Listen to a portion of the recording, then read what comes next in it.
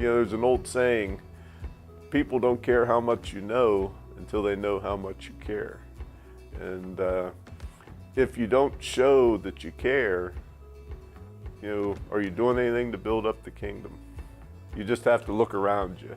You have to see people that are struggling to, try to do something to meet that need. On a mission trip we took to, Hamilton, Ohio.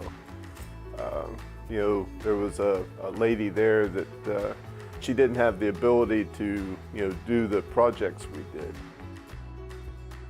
We didn't think that what we were doing was, all that out of the ordinary, but she seemed to be, just almost in tears over it.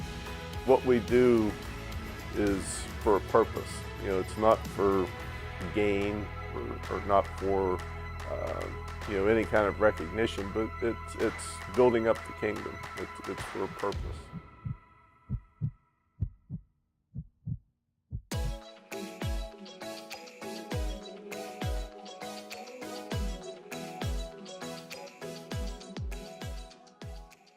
They were talking about it, and I was supposed to go with my mom and Jason, but they couldn't go because my mom found out she was pregnant. So they were like, do you want to go? And I was, by yourself? And I was like, I'll think about it. And then I prayed over it, and I was like, I really think I should go on it. So I went on it, and I had a great team. It was so much fun with everybody. One of my favorite stories there was probably this little boy, and we gave him a pack of crayons, and he just never probably seen them, and his face lit up, and just to get excited for a pack of crayons, that's I don't know, I just was so happy just seeing the children happy. Just everything down there, it was a real eye-opener, everything that they have and we have is different. They make do with what they have, and we're just spoiled and we have everything. But I think it changed my life because it realized how much we have and how much they don't, but they still live in that every day and they make do with it.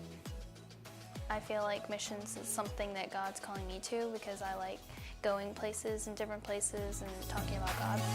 So if you're scared, don't be scared, and just make that step, make the leap of faith, and just do it. And trust in God.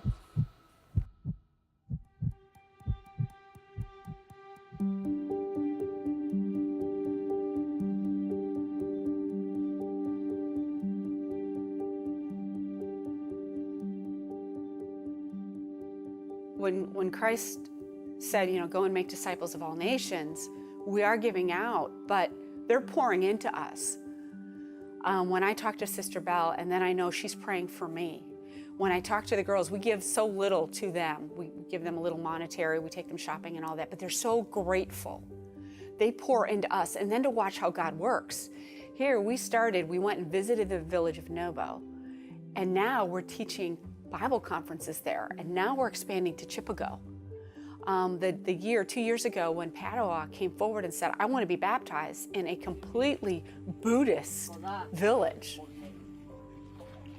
Amen. And also teaching the women of Novo has become my second love over there. I get to teach 40, 50, 60 women who just keep saying, can you teach us longer? Can you teach us longer? I mean, that's exciting. And they didn't even know they could pray outside of church when I first started going there. I mean, the basics that we know in this country, they didn't even have a clue. And when I say pray together, they looked at me like I was crazy.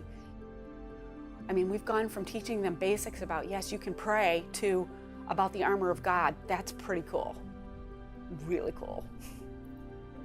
Who God calls, He equips. So don't feel like you have to be equipped and you need to know your Bible frontwards, backwards, inside out. Just be willing. I've been talking to the women who are going to be coming to the next, the 2019 team. And that's what I've been encouraging them. Just be willing to do whatever God calls you to do on these, and be open. As long as you're open, God will give you the words. You don't have to be the best prayer or feel like you need to quote Bible scriptures. Just be willing. And God's going to open those opportunities. And as long as you're willing, He's going to grow you, and He's going to give you experiences that you are going to, they're going to blow your mind and grow your faith.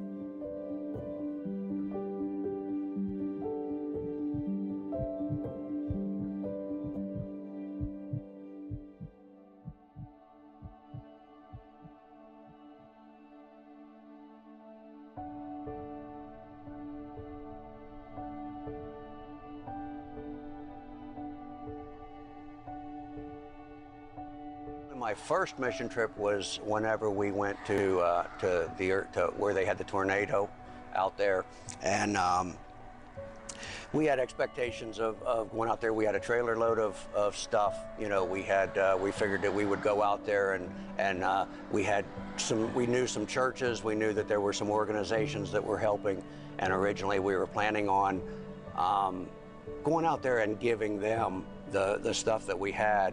And whenever we got out there, we actually found out that they were overstuffed with things. We were able to give them bits and pieces of the stuff that we had, but a lot of stuff that we had taken, you know, weren't really necessary for what we thought was going to be. So one day, we just started to drive around, and we stopped at a park, and it's going to be hard. I'm sorry. We stopped at a park, and it was torn up. You know, there was stuff in trees, and they were bare, and there was a couple there, and they weren't able to get help because their IDs had gone in the storm. And they had a little baby, maybe a year-old baby, and we were able to open the trailer and let them, you know, get supplies to get. We gave them cleaning supplies. We gave them toiletries, just out of what we had there that they weren't able to get, at least for a day or two, until they could get things set up. So, and it really showed me. It really showed me how the Lord goes ahead of you. You know, we go into things with our expectations, and we think that we've got it all figured out. And whenever we get there, we find out that, you know, we have to be able to see what the Lord has for us, not go with just what we have in mind. But whenever we're put in situations, the Lord is there ahead of us, and we have to be able to see where He wants us to be.